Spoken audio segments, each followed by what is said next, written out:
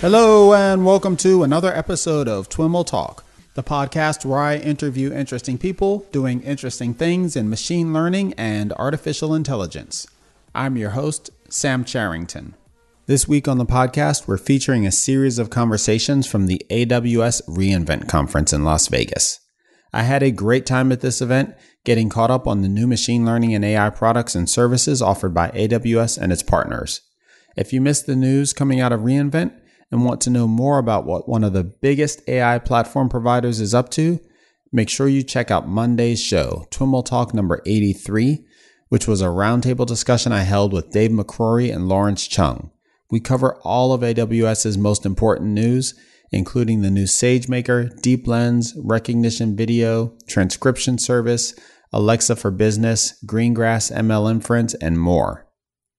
In this episode, I'll be speaking with Nikita Shamgunov, co-founder and CEO of MemSQL, a company offering a distributed, memory-optimized data warehouse of the same name. Nikita and I take a deep dive into some of the features of their recently released 6.0 version, which supports built-in vector operations to enable machine learning use cases like real-time image recognition, visual search, and predictive analytics for IoT. We also discuss how to architect enterprise machine learning solutions around the data warehouse by including components like data lakes and Spark. Finally, we touch on some of the performance advantages that MemSQL has seen by implementing vector operations using Intel's latest AVX2 and AVX512 instruction sets. And speaking of Intel, I'd like to thank our good friends over at Intel Nirvana for their sponsorship of this podcast and our reInvent series. One of the big announcements from reInvent this year was the release of Amazon Deep Lens, a fully programmable deep learning-enabled wireless video camera designed to help developers learn and experiment with AI in the cloud and at the edge. Deep Lens is powered by an Intel Atom X5 processor, which delivers up to 100 gigaflops of processing power to onboard applications. To learn more about Deep Lens and the other interesting things Intel has been up to in the AI space, make sure to check out intelnirvana.com. Okay, just a couple more quick announcements. You may have heard me mention last time that over the weekend we hit a very exciting milestone for the podcast, 1 million listens. What an amazing way to close out an amazing year for the show. It occurred to us that we'd hate to miss an opportunity to show you some love, so we're launching a listener appreciation contest to celebrate the occasion. To enter, just tweet to us using the hashtag TWIML1mil. Every entry gets a fly TWIML1mil sticker, plus a chance to win one of 10 limited run t-shirts commemorating the occasion. We'll be giving away some other mystery prizes as well from the magic TWIML swag bag, so you should definitely enter. If you're not on Twitter or want more ways to enter, visit twimlai.com/twiml1mil for the full rundown. Last but not least, we are quickly approaching our final TWIML online meetup of the year, which will be held on Wednesday, December 13th at 3 p.m. Pacific time. We'll start out by discussing the top ML and AI stories of 2017, and then, for our main presentation, Bruno Gonçalves will be discussing the paper Understanding Deep Learning Requires Rethinking Generalization by Shiyuan Zhang from MIT and Google Brain and others. This will be a fun meetup and one you don't want to miss, so be sure to register at twimlai.com/meetup if you haven't already done so. And now, on to the show.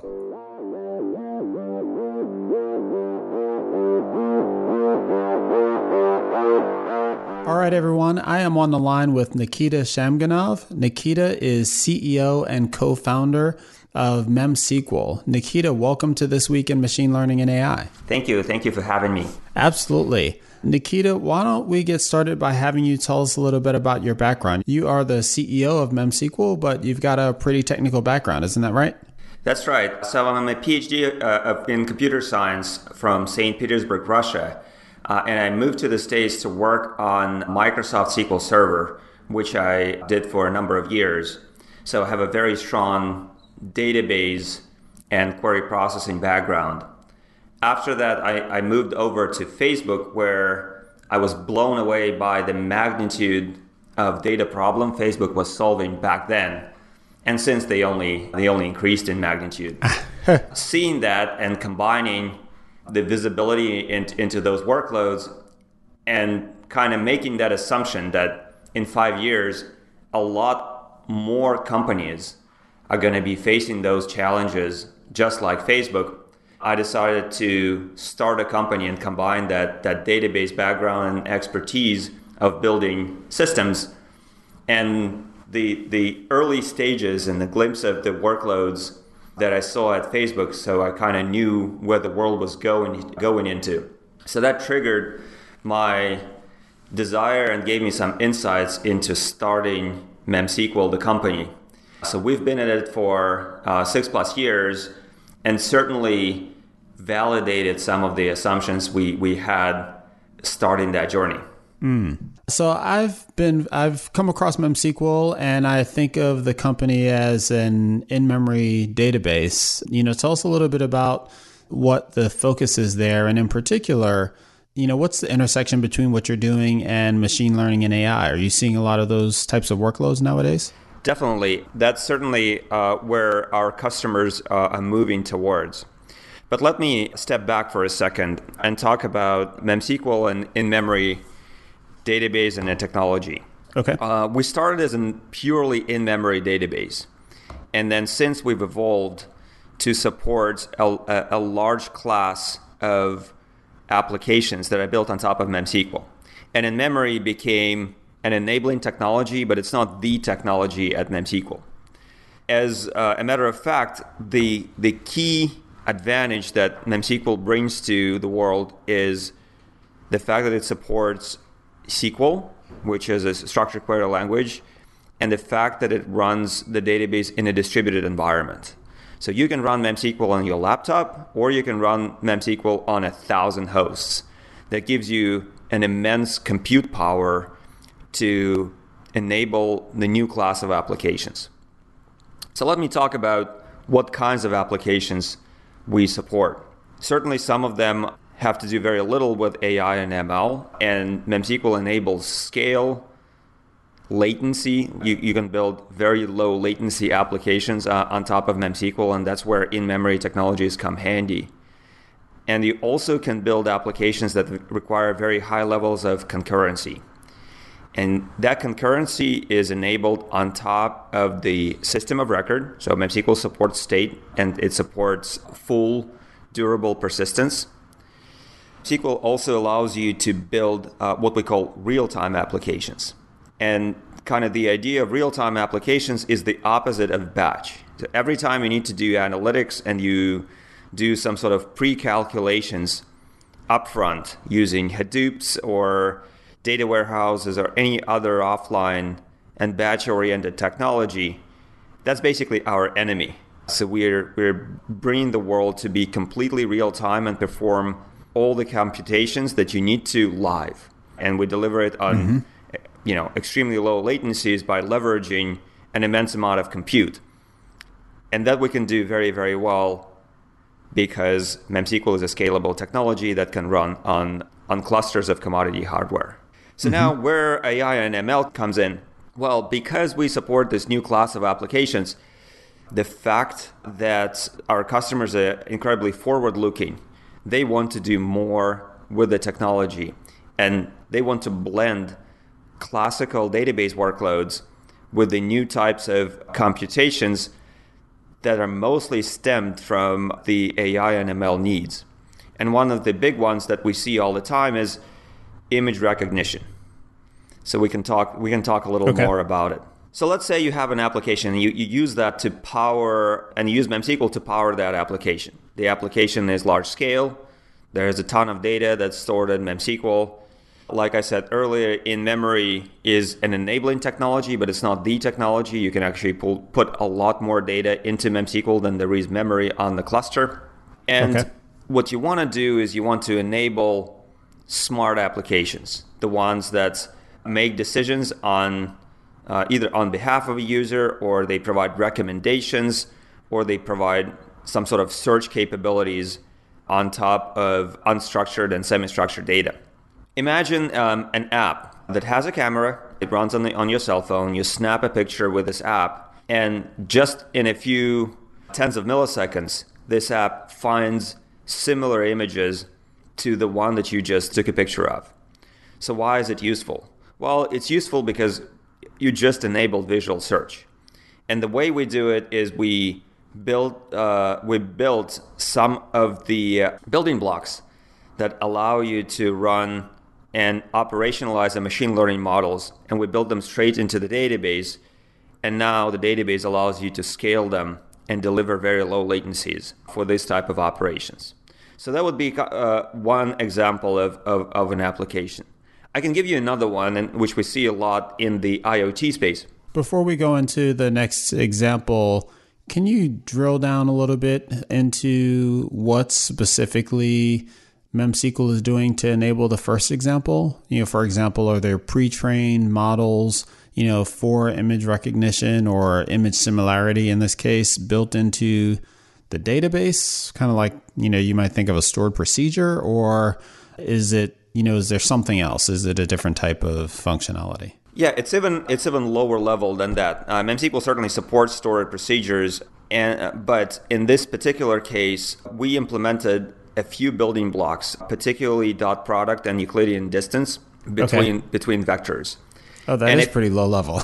Yes, and if you take a deep learning model and you look at the layers, matrix multiplication, tensor multiplication, vector multiplication is the fundamental building block.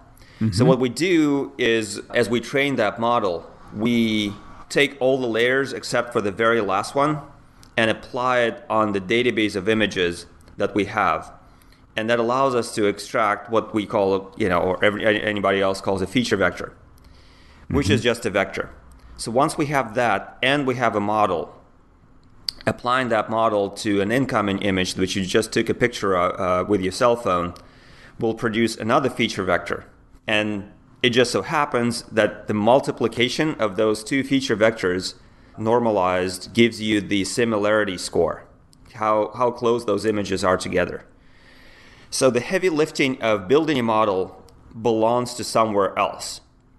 And the data might as well be still stored in MemSQL, and we enabling very fast data transfer in and out of MemSQL in a parallel way. So we can send it into Spark or TensorFlow or any other training framework. But once it gets to operationalizing that model and performing the last mile computation by really powering your app, then MemSQL gives you that scale, and it allows you to perform those computations pretty much at the memory bandwidth speed. That enables really low latencies for that last mile computation. Okay. Does it make sense? Okay. And no, it does. So you're computing these feature vectors. Is that happening on write of new images, or is it happening? I'm assuming that's the way you would do it, since you're anti-batch. You're not doing some big batch job that's like updating, some column in your database with your feature vectors for all the images that are in there. Correct. And you can do you can do either, but the typical workload is once you have that model, you're applying that model on write. And we have technology, it's called pipelines, that allows you to perform arbitrary computations, either in a stored procedure or an external piece of code. That's where you can invoke all third-party libraries to apply that computation and then store the feature vector in the database. So you can do it in ingest, and if let's say you build something like you crawl the web or you crawl your own product catalogs, and once you identify those images, you immediately stick them into the database. As you do that, we trigger that computation. So the feature vector arrives into the database at the same time, instantly, as the actual data. And now it immediately participates in all sorts of computations. So that allows you to never have kind of stop and go computations.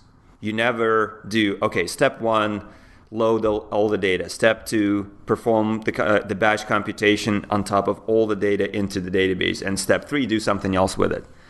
Rather, it's all streamlined and it just flows in and out. And so how does this play out in the IoT case? So in the IoT case, data is incoming constantly.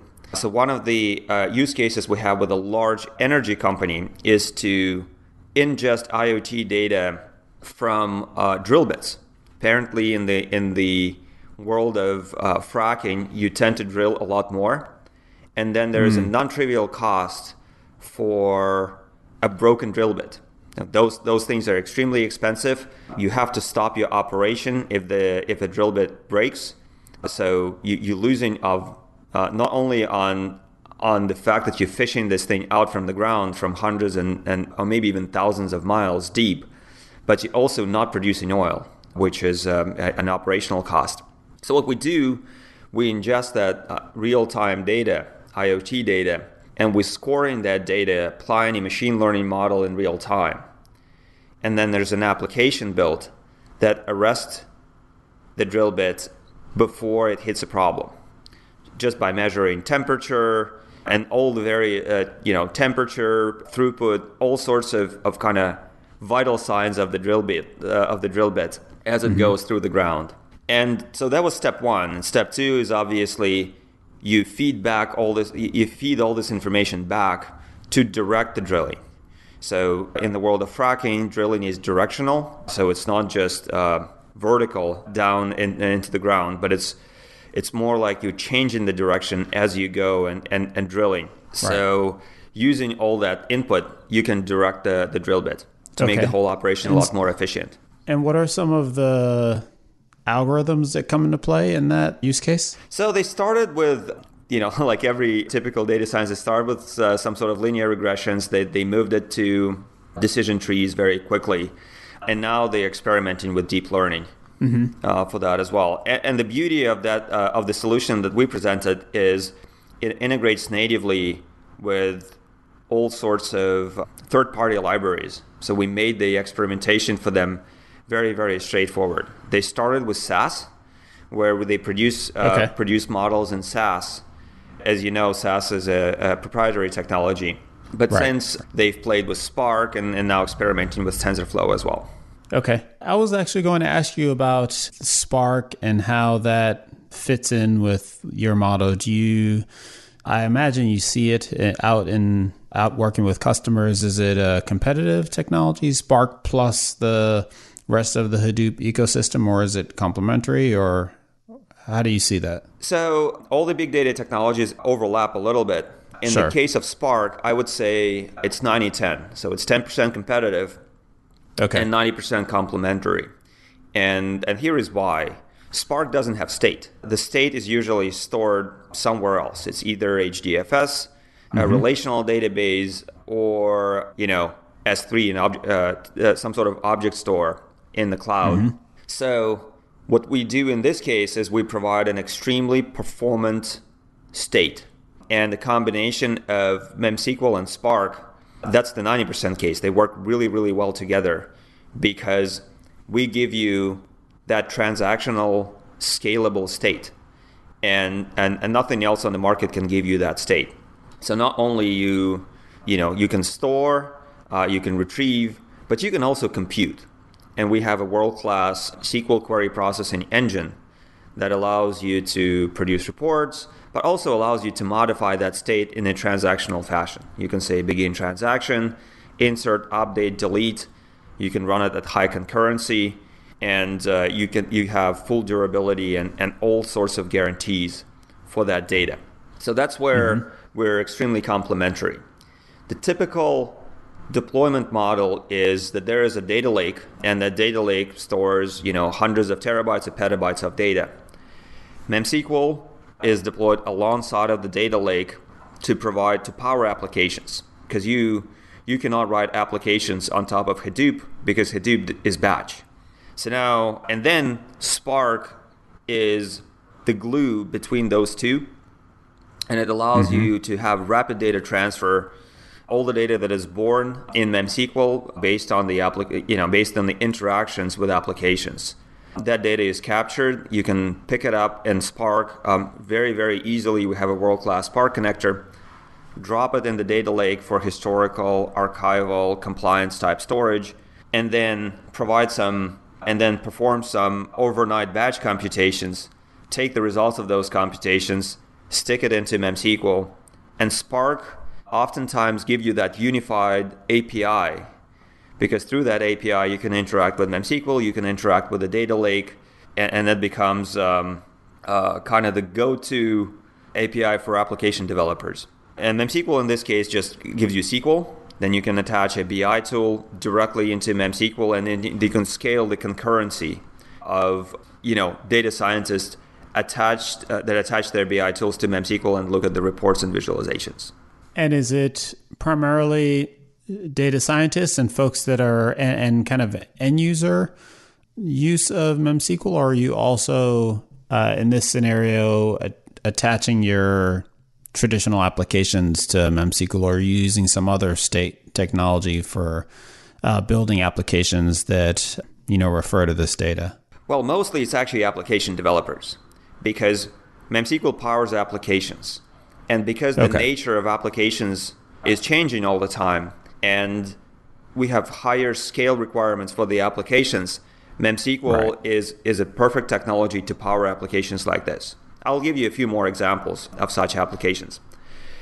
Now, because modern applications have AI and ML requirements, that's where that intersection comes in, where you need to have those models and that you produced somewhere in your data science lab, and you want to operationalize those models. And that's where MemSQL plays very, very strongly. So do you envision, kind of along the lines of what Spark's done, kind of building higher level abstractions beyond dot product and Euclidean distance to enable folks to do machine learning and AI more easily? Oh, absolutely. Absolutely. We have a number of ideas that are circulating inside the engineering team, and certainly influenced by our customers and what they want to do as a technology. What the customers see in MemSQL is that very, very fast, scalable state that they can deploy inside their data centers or in the cloud on the cheap, right? Because MemSQL provides world-class compression, it has column store technology, and that state is very fungible. Because we support transactions, you can change that state, you can enrich that data with attributes that you compute on the fly, et cetera, et cetera, et cetera. Now, what people want to do is they want to perform computations that are beyond SQL. So we're world-class in SQL query processing, and that's great. But our customers want to do that and more. And when they want to do more right now, we resort to Spark. Right? We say, okay, well, deploy Spark alongside of MemSQL, pull the data out, and we'll give you that data very quickly, perform the computation, put that data back, and then leverage some of the building blocks that we have, basic arithmetic operations, vectorized operations, vector operations, to do the last mile computation to power your applications. Now, once you do that, you just want to take that loop and you want to tighten it up. So you start bringing all the computations that you're taking data out of MemSQL, put it somewhere else in a temporary store like Spark, data frames, and you want to perform those computations in place. And there are two interesting problems in that space. One is what the API should be. And today for machine learning and AI, the APIs tend to be either Spark-driven or the Python library ecosystem driven, the likes of NumPy, SciPy, Pandas, TensorFlow. So it seems like the Python world lives in one universe, the Spark world lives in another universe. And then there's the SQL universe that is pretty much ubiquitous because every database exposes SQL as an API, and also data warehouses expose SQL as an API.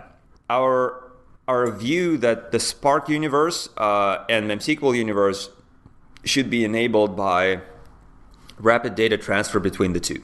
And then the Python universe should be enabled by pushing some of the computations that you express through Python API into the database and putting them on steroids. Now, what exactly does that mean? And can you give an example? Yeah, totally. So let's say you performing a non-trivial computation on your data. Let's say you have 100 terabytes of data. Certainly more data that can fit on your laptop, and you're a data scientist. And as a data scientist, you live in the Python world. Mm-hmm. And you're a big expert in the libraries like Pandas, NumPy, and SciPy, and let's say you're playing with TensorFlow as well. So it's very natural for you to express computations on that data to perform training or perform scoring on that data in that Python world. The problem is all the computations are single-threaded, and all the computations are in memory. So you're stuck at this point in time because you cannot access 100 terabytes of data because there's no way you can put 100 terabytes in memory. And that's where we see the world is going to, where you want those computations to become instant and parallelizable and scalable, not so you can just, instead of bringing that data into your high memory machine, you can perform those computations in place in something that's very, very scalable, like MemSQL. So you're going to see more and more of that happening over time. You mentioned the three different kind of modes of interacting with this for machine learning or in general: Spark, Python, and SQL. Are there any efforts to extend SQL to give it some kind of machine learning expressiveness? Like, SQL's got, all kinds of aggregation operations like select average of X, where, whatever, right? I can imagine, something like, select predict, Y, where, whatever, where you're kind of expressing in SQL that you want a prediction, based on something. Does that exist? Are folks playing with that today? Yeah. So if you look at the history and you look at products like, good old products like Teradata or Netezza, or if you look at SQL Server integration with R, that's certainly something that is happening, where training is not happening in the database, but scoring is. That's a natural way to do things. We achieve the same functionality through pipelines, where we score data on ingest. Okay. So I think this is valuable, and you'll see databases exposing more and more primitives, the likes of dot product and Euclidean distance, but you'll have, instead of 2, you will have 100 of those built into the database. And then you will see packages where it's just a package of stored procedures which allows you to run those predictions. And those will work really well for simple use cases. Now, if you look at the world of a data scientist today, they actually don't like that. They like to live in the world of data frames, where there's a lot more control over the types of computations that people are expressing. People understand that world of data frames very, very well. So I think the future is going to be actually in parallelizing and speeding up computations inside data frames. So that's just my opinion. Do you envision doing training directly in the database? In the same way as I described the interaction with the data frames. So if you want to enable inference in the database, then you don't want to have the database to be a crutch where you're constantly fighting and trying to shoehorn that computation into SQL. The natural way to expressing those computations is operations on top of data frames. However, if you make the database naturally support those data frame computations, then you have tremendous value from the fact that the database actually owns the state, and you never need to transfer that state from your storage to something else. So you're bringing computations closer to data. So that's where I see the industry is moving in the next 5 years. You just mentioned bringing computations closer to data, and that's obviously been one of the things that the Hadoop ecosystem has made more readily accessible to folks. This idea of data locality. Do you get to take advantage of that with machine learning types of models in general and this pipelining approach that you have in particular, or are the pipelines run, outside of, separate from any concept of locality of data? Well, locality is a loaded concept, right? So you can start with, okay, well, I want to perform computation exactly on the same machine where the data is stored. So that's kind of the extreme case of locality. Another way to think about is, as you look at the computation plan, let's say in the database terminology, there would be a query plan. So let's extend the definition of a SQL query plan to a broader concept of you performing some sort of arbitrary scalable computation, and you know all the steps in the computation up front.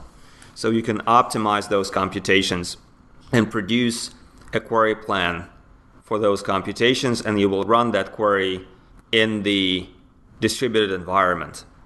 Now, then you look at this, and certain primitive computations you really, really want to perform closer to the data, because you will save tremendously on the amount of I/O that is happening in the data transfer. Now, from there, if you do that, you also deliver on the concurrency of such computations. So now you can perform those computations at a highly concurrent environment where thousands of data scientists are attaching to the same data that is collected and centralized and stored in something like MemSQL. And then they're performing their computations concurrently. So you're opening up all the data to the organization and not having any data silos. So data locality for computations is useful where it makes sense, and not as useful in a broader general purpose way. And the perfect system would be engineered around pushing the computations closer to data where it makes a ton of sense. For example, you do a lot of filtering, or you're performing a lot of what is called group by operations. And those operations make sense to be done locally.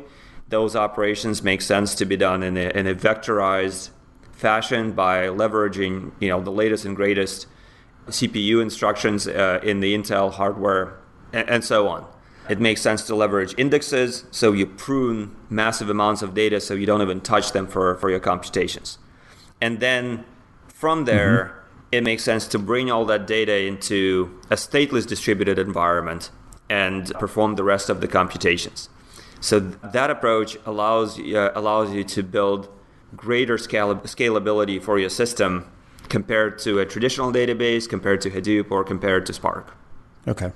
And now you just mentioned the taking advantage of the instruction sets of the underlying hardware. And you guys are making an announcement with Intel at Amazon reInvent next week. Is it related to that area? Definitely. Intel has been supporting vectorized instructions for some time, for over a decade. And every new generation of CPUs increases the size of the vector that you can use and perform vectorized operations on top of. And where we stand right now, it's 512 bits. So compared to matrices in a GPU, this is tiny. However, when you perform a last mile computation like dot product, it allows you to perform that computation much faster than the memory bandwidth that you have. So you actually don't need more for that last mile computation than AVX512, because your limitation is not your compute. Your limitation is memory bandwidth. This is very, very different when you train models and perform computations for building deep learning. That's where you perform a lot of tensor multiplication, and the amount of compute compared to the size of your data set is tremendously more when you're performing something like dot product. That's where you want GPUs. Okay. But once the model is built and the model is trained, you actually don't need GPUs to score that model in many, many cases. What that gives you is it gives you the ability to democratize that computation, because Intel CPU is everywhere. If a machine has a GPU, it also has an Intel CPU. And the point that I'm making that in many cases, all you need is a CPU, and you're not going to get the computation faster if you add a GPU to the system, simply because it's the memory bandwidth that's your bottleneck in the computation. Now, we use AVX512 for vector dot product, for Euclidean distance, and for other vector operations that we built into the database. We also use AVX512 for general purpose SQL computations. And that allows you to just deliver on orders of magnitude faster SQL query processing that our competitors have, and certainly what Hadoop has or Spark. We're huge fans of that technology, and we can't wait when Intel allows us to perform computations on larger vectors, not just 512 bits. Mm. Can you be more specific in terms of some of the actual results you've seen in production systems in terms of performance differences? Yeah, absolutely. So with MemSQL 6.0 that we just released in October, we can do things like a group by operation on 100 billion row table in a sub-second. So 100 billion? 100 billion, yes. Wow. So it says a sub-second operation that runs something like give me an average stock price over 100 billion data points, and group it by security or by stock value.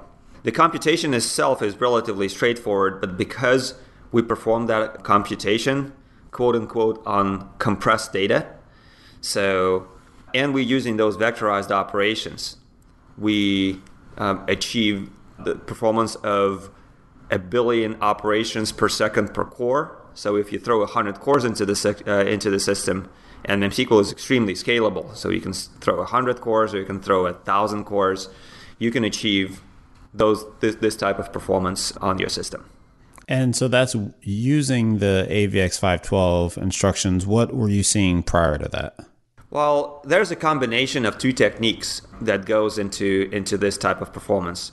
The first is, how can you perform operations on compressed data?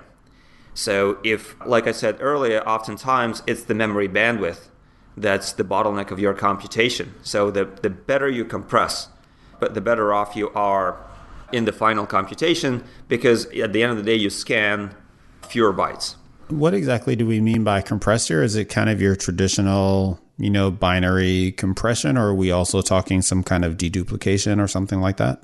It's a combination. So first of all, the compression is called column store compression. And we also encode similar values. So let's say you in that example that I said with stock trading, you have 10,000 different stocks. So if you have 10,000 different stocks, then each individual stock can be encoded with just a few bits. Right. And so then you only use this many bits to represent each stock value. And as you perform your computations, you never go back decoding those bits into, let's say, an integer value, or God forbid, a string value of a stock, right? Because those computations will become much more expensive. So now that you perform computations on compressed data, the second step that you do is you optimize your computation for as few branch mispredictions and as few cache misses as possible. And those are a big deal, because every time you have a branch misprediction, you flash your CPU pipeline. So that slows down your computation. So if you express your computation so there are no branches, basically. And there are some very, very cool papers out there, and there's some innovation that we've done here at MemSQL as well. So that will give you the second boost. And then the third boost is, now you take all those bits that you represent your values, and you perform vector operations on top of those encoded values. And then that's where you use AVX512. So now, and that gives you kind of another, I would say, 3 to 5x performance improvements just by using AVX512. But if you take that, plus you take operations on compressed data, plus you take care of branch misprediction, you multiply all those together, and then you can routinely see 2 orders of magnitude improvement in performance. Wow. That's pretty fantastic. Kind of the point here is, fancy hardware is cool and you want to use it where it's needed, but also there's a lot of potential in the hardware you have at hand. And if you take full advantage of that hardware, you will have remarkable results. Mm-hmm. Oh, that's great. I guess as we kind of wrap up, do you have any additional kind of advice to folks that are looking to, get better, to take better advantage of, whether it's their data storage systems, their, hardware systems, and to use these to make better, predictions and better utilize machine learning and AI? Well, my advice here is don't settle. There are systems out there such as MemSQL that allows you to take pretty much your end-to-end machine learning, AI, and application development pipeline and make them completely real-time. So whatever you do in batch, whatever you have to wait for, with the right technology can be squished down to zero. Is that the technical term? Squished to zero? So, yeah, let's say that. and that's where the world is going. So we'll live in the world in the future where compute and storage are going to be utilities. And if you're willing to pay for compute, you will have as much compute as you need at any concurrency as you need and any latency as you need. And the only thing that is going to be bounded by is the amount of money you pay for that compute. Great. Well, Nikita, thank you so much for spending the time to chat with me. I really appreciate it. Yeah, absolutely. Thanks for having me. All right, everyone. That's our show for today. Thanks so much for listening and for your continued feedback and support. For more information on Nikita or any of the topics covered in this episode, head on over to twimlai.com/talk/84. To follow along with our AWS reInvent series, visit twimlai.com/reinvent. Of course, we would love to receive your feedback or questions either via a comment on the show notes page or via Twitter to @twimlai or @SamCharrington. Thanks once again to Intel Nirvana for their sponsorship of this series. To learn more about DeepLens and the other things they've been up to, visit intelnirvana.com. And thank you once again for listening, and catch you next time.